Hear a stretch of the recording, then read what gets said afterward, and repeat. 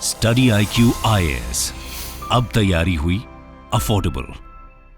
नमस्कार दोस्तों जो भी कुछ आप देख रहे हैं कल से बांग्लादेश के अंदर हो रहा है, ये भारत के लिए बिल्कुल भी अच्छी खबर नहीं है। और जियोपॉलिटिक्स में आप सबको पता ही है कि अगर एक देश को नुकसान हो रहा है तो डेफिनेटली किसी ना किसी को तो फायदा हो रहा होगा। तो यहां पर मैं बात कर रहा हूं चाइना और पाकिस्तान की, और इसीलिए प्रश्न खड़ा हो रहा है कि आखिरकार जो भी क्राइसिस आया है बांग्लादेश के अंदर, पीएम शेख हसीना बांग्लादेश छोड़कर जा चुकी हैं, इससे भारत के ऊपर क्या इंपैक्ट आएगा। What does the Bangladesh crisis mean for India, और इससे यहां पर चाइना और पाकिस्तान को कैसे फायदा हो रहा है, इसी के बारे में हम डिटेल से चर्चा करेंगे। आपको बहुत कुछ जानने को मिलेगा।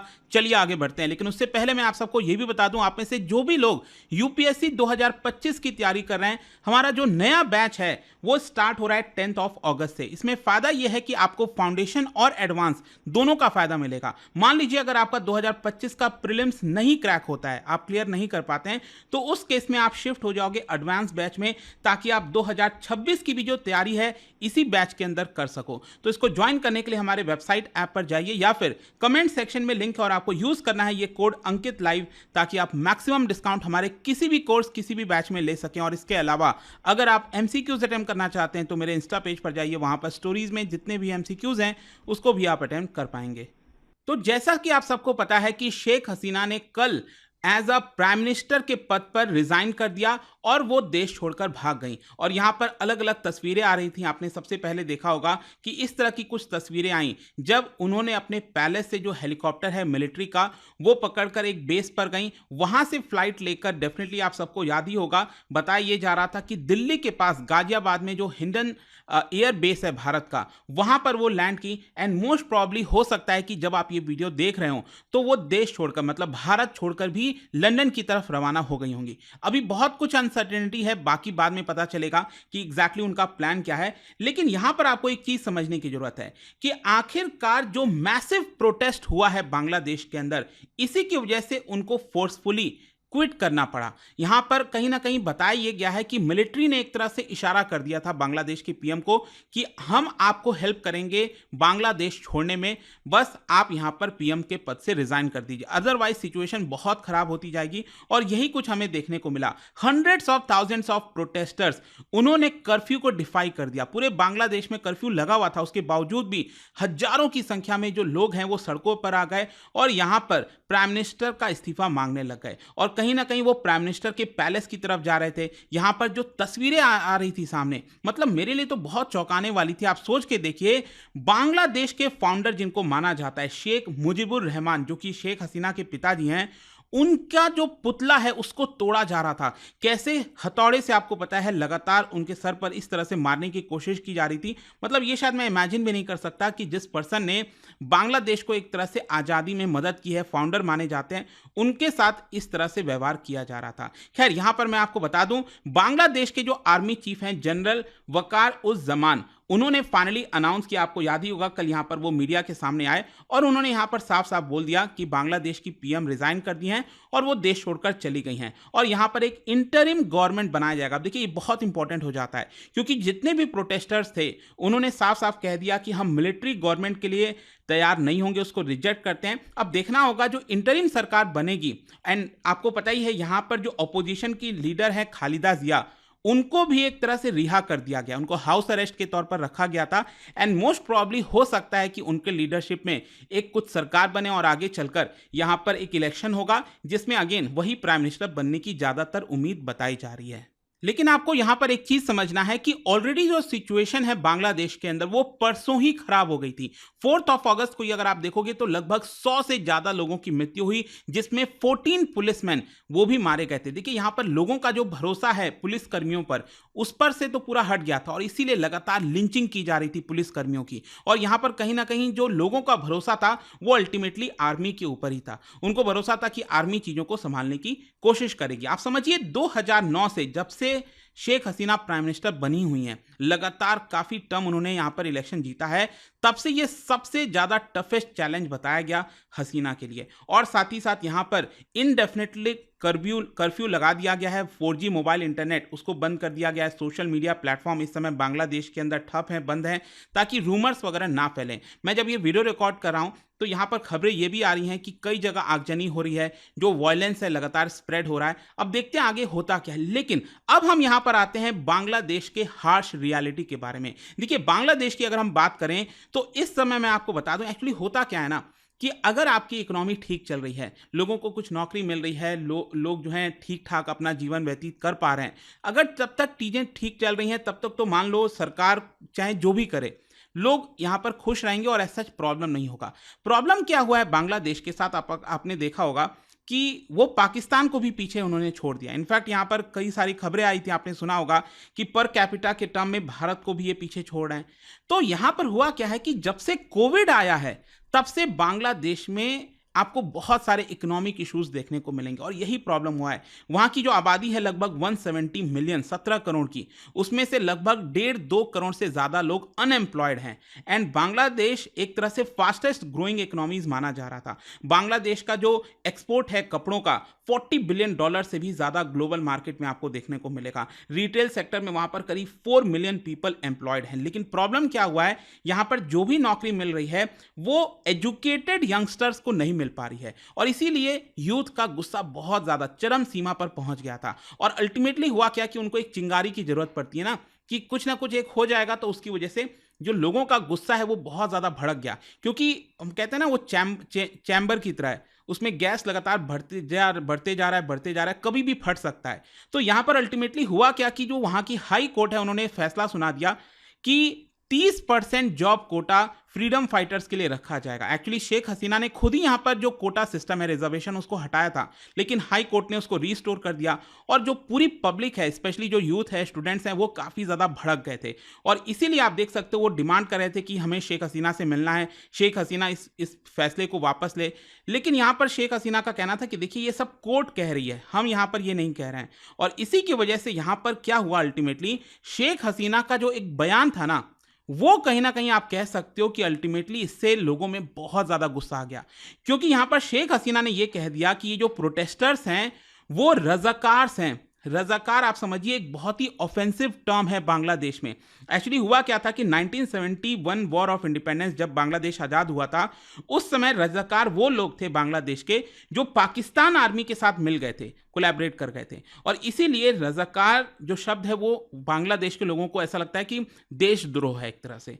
तो यहाँ पर शेख हसीना ने ये जो बोल दिया कि जो प्रोटेस्टर्स हैं वो रजाकार हैं, ये कहीं ना कहीं ट्रिगर कर गया थाउजेंड ऑफ स्टूडेंट्स, मतलब जो सड़कों पर आए हुए थे उनको लग रहा था कि उनका डिमांड जस्टिफाइड है। लेकिन शेख हसीना का ये बयान बिल्कुल पसंद नहीं आया और कहीं ना कहीं ऑब्वियस सी बात है, जब भी ये सिचुएशन होता है जो अपोजिशन पार्टी है वो भी इसका फायदा उठाने की कोशिश करती है और इसीलिए यहाँ पर ये काफ़ी तेजी से बढ़ता गया। यहाँ पर जो परसेप्शन बताया जा रहा था कि बांग्लादेश के अंदर बहुत तरक्की हो रही है, जीडीपी ग्रोथ हो रहा है, लेकिन बहुत से लोगों का मानना था कि ये जो ग्रोथ हो रही है वो एक्चुअली शेख हसीना की जो पार्टी है अवामी लीग, उन्हीं से रिलेटेड जो लोग हैं उन्हीं की ग्रोथ हो रही है। यहाँ पर ओपन डिस्कशन चल रहे थे सोशल मीडिया में कि गवर्नमेंट के अंदर बहुत ज़्यादा करप्शन है, जो टॉप ऑफिशियल्स हैं, चाहे सर्विंग हो, रिटायर्ड हो, वो लगातार करप्शन कहते रहते हैं। और शेख हसीना ने इस बात को माना भी था, एक्नॉलेज किया था कि हाँ करप्शन है और हम इसके ऊपर एक्शन लेंगे, लेकिन कहीं ना कहीं वो ऐसा नहीं कर पा रही थी। फिर नेक्स्ट यहां पर देखिए चाइना और पाकिस्तान के रोल की बात करें।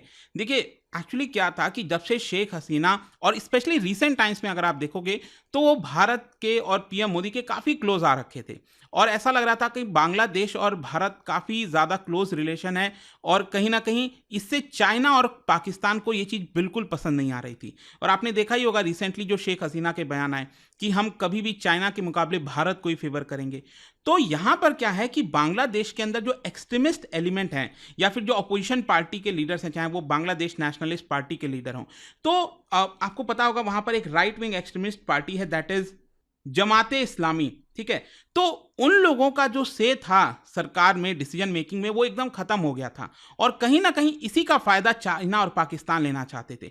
चाइना पाकिस्तान बिल्कुल भी पसंद नहीं कर रहे थे शेख हसीना को, क्योंकि वो भारत के काफी क्लोज आ रही थी और इसीलिए यहां पर मोस्ट प्रॉब्ली जो एक बहुत इंपॉर्टेंट रोल चाइना और पाकिस्तान का बताया जा रहा है कि वहां पर उन्होंने जितने भी प्रोटेस्टर्स थे, जो पीछे से जो राइट विंग एक्सट्रीमिस्ट थे, उनको एक तरह से सपोर्ट करने की कोशिश की ताकि शेख हसीना को गद्दी से हटाया जा सके, शेख हसीना को सरकार से निकाला जा सके। और कुछ वैसा ही हुआ है और इसीलिए ऑब्वियस सी बात है यहां पर भारत को इससे नुकसान है और चाइना और पाकिस्तान के लिए बेनिफिट है। खैर, अब क्वेश्चन यह है कि ये जो क्राइसिस चल रहा है, इससे हम भारत का क्या तात्पर्य निकाल सकते हैं, मतलब what does the crisis mean for India. देखिए, यहां पर भारत बहुत क्लोजली वॉच कर रहा है जो भी बांग्लादेश के अंदर इस समय हो रहा है। जैसे ही शेख हसीना का फ्लाइट लैंड किया हिंडन एयर बेस पर दिल्ली के पास, तो वैसे ही फॉरेन मिनिस्टर एस जयशंकर ने कंसल्टेशन किया पीएम मोदी से, जो भी बातचीत हुआ होगा। भारत सरकार ने हाई अलर्ट जारी कर दिया है पूरे बॉर्डर पर, मतलब जो भी हमारा बॉर्डर सटता है लगभग 4000 किलोमीटर का, वहां पर हाई अलर्ट जारी कर दिया गया है। ऑलरेडी 2 दिन पहले भारत सरकार ने यहां पर कॉशन भी किया था नागरिकों को कि आप बांग्लादेश का जो ट्रैवल है उसको अवॉइड कर दीजिए। तो भारत सरकार को भी अंदाजा हो गया था कि क्या होने वाला है बांग्लादेश में।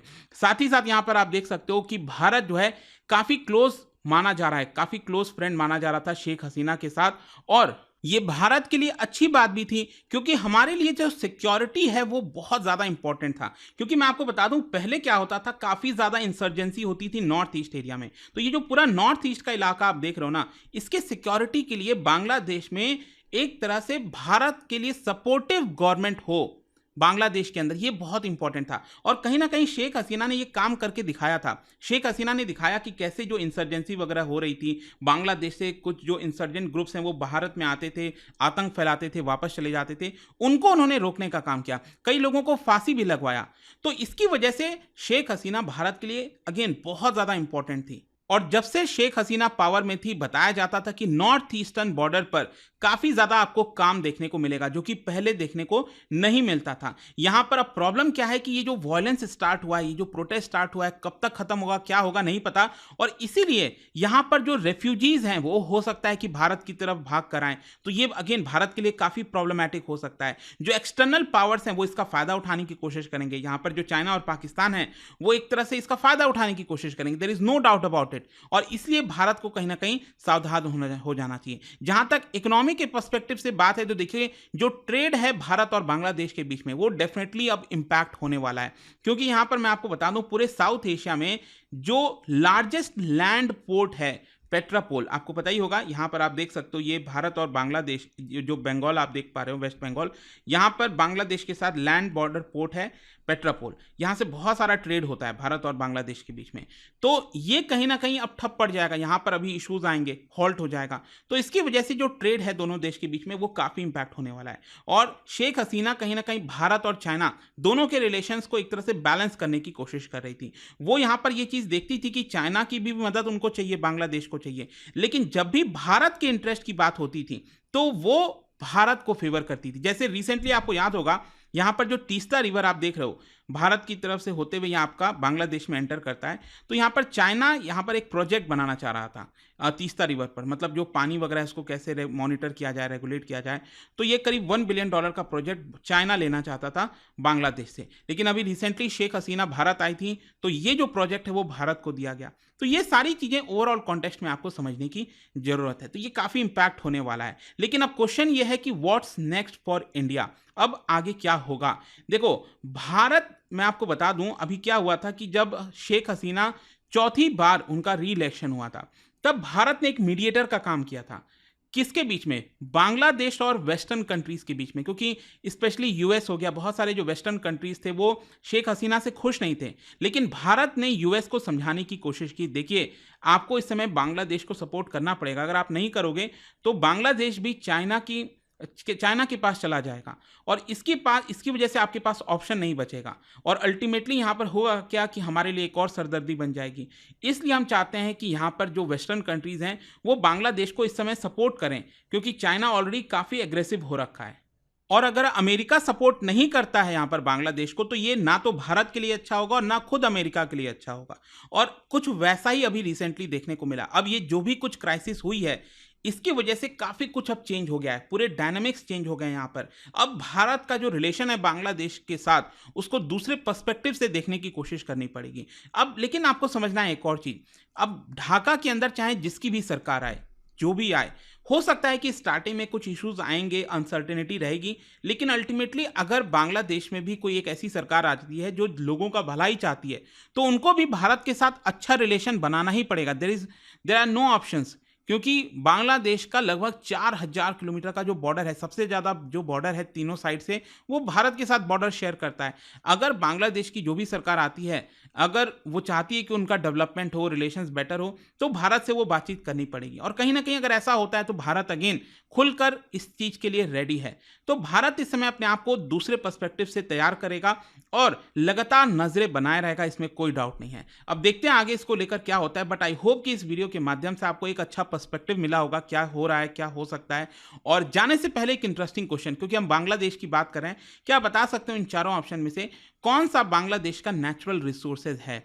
इसका राइट आंसर आप सबको पता है, मेरे इंस्टाग्राम पर तो मिलेगा ही, वहां पर अगर आप नहीं हो कोई बात नहीं, टेलीग्राम से ले सकते हैं इसका सही उत्तर। मैं कई सारे जो एमसीक्यूज हैं वो यहाँ पर स्टोरीज में डालता रहता हूँ। अगर आपको पीडीएफ चाहिए तो टेलीग्राम पर आइए, अलग अलग सोशल मीडिया पर आप जुड़ पाओगे। और जैसा मैंने आपको बताया, अगर आप यूपीएससी की तैयारी कर रहे हैं, ये बैच लेना चाहते हैं जो कि 10 अगस्त से स्टार्ट हो रहा है, you can use this code Ankit live to get maximum discount. And I hope कि वीडियो आपको पसंद आया होगा। मिलता हूं आपसे next time, till then thank you very much, see you soon. Study IQ IAS, अब तैयारी हुई अफोर्डेबल।